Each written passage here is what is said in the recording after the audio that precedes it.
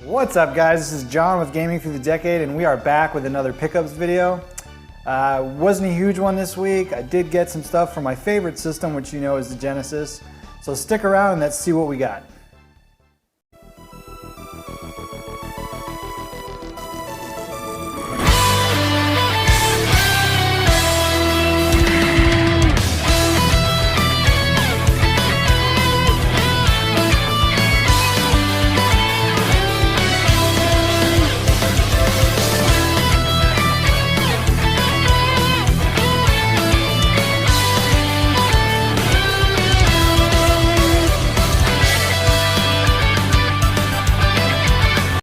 Okay, so like I said, I didn't really get out game hunting too much, didn't really hit the thrift stores or anything, but I did get to hit one local retail store this week just to kind of see what they had, and honestly really didn't plan on picking anything up, but there was a couple things that I did get on my list, which is nice. So I get to add a little to my Genesis collection, and let's go ahead and take a look at what they are. The first one is actually a 32X title, and I've been looking for this one for a little bit. I had it on the Sega Saturn when it came out, and it's kind of neat now that I have it on the 32X, and that is Virtua Fighter for the Sega 32X. Alright guys, if you're not familiar with Virtua Fighter, it is a 3D fighter that was huge in the arcades and was eventually ported to the Sega Saturn and 32X. The 32X, it was ported in October 10th of 1995, and this was actually a launch title for the Sega Saturn. So overall, compared to the Sega Saturn version, I actually think it's really good. The graphics are obviously not as good as the Sega Saturn on the 32X, but it plays really well. It plays very similar. There's no lag. And it's overall, it's a good game. This is definitely one of the better ones that I picked up this week, and I'm actually overly pretty surprised with this. So I'm glad I have this one now. The next one is one that was definitely on my list for the Genesis for a while. I am kind of bummed out that I didn't get the case. It's one I had when I was much younger. I think this was like the first fighter I ever had, and that is Super Street Fighter 2. Super Street Fighter 2 was made by Capcom and released in North America in July of 1994. Now right off the bat you'll see that it is a little bit quicker than Street Fighter 2. So the speed is kicked up a notch, which makes it, in my experience, in my personal opinion, a better game. We also saw the addition of 4 new characters. This is when we got to meet T-Hawk, Cammy, Fei Long, and DJ.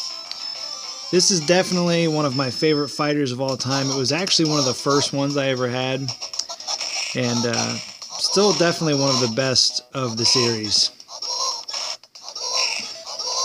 Now this one's cool. It's a lot different than the, well, it's not a lot different than Super Street Fighter 2 or Street Fighter 2 Championship Edition or whatever the hell it is.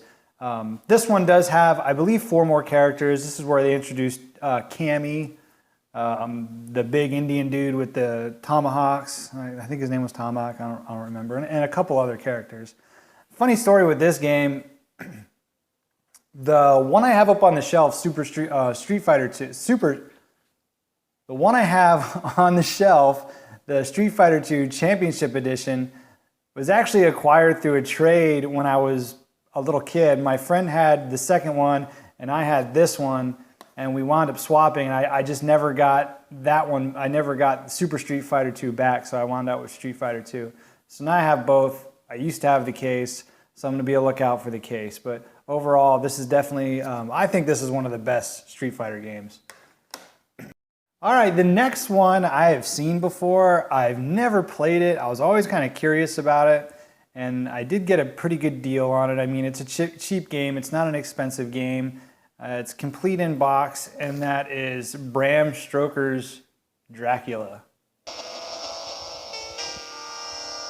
Alright guys, so this is Bram Stoker's Dracula, and this was actually released for the Nintendo, Super Nintendo, Game Boy, Game Gear, Master System, Genesis, CD, and it did actually come out on DOS as well. Now, this game gets a lot of crap for being a pretty bad game. I didn't think it was too terrible. I was kind of expecting a Castlevania clone. I probably shouldn't have been, but you know, just from looking at it, not knowing about it, that's kind of what I expected. It is obviously a 2D platformer and was released in 1993.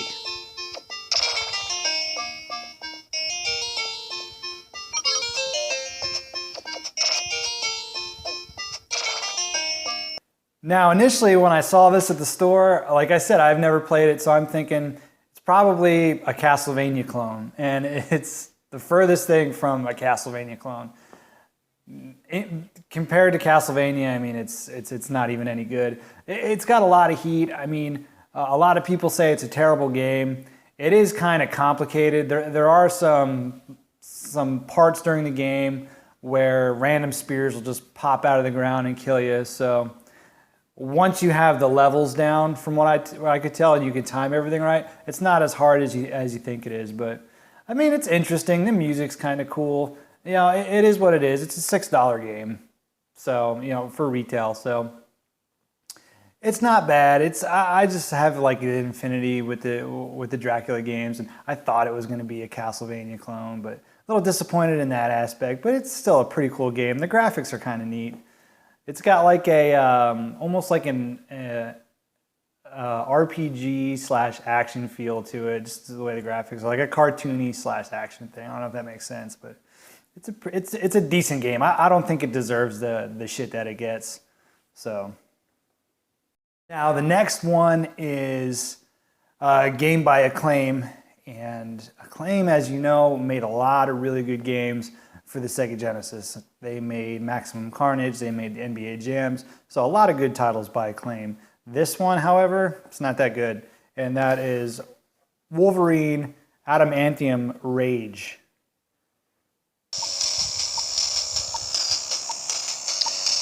So initially I thought this was kind of going to play like Maximum Carnage, and it definitely isn't. It was released in 1994, and it was also released for the Super Nintendo as well. Now, the interesting thing is the Super Nintendo version and the Genesis version actually follow two different storylines. So while it may be the same game, the storyline is slightly different. So it's not the same on both consoles.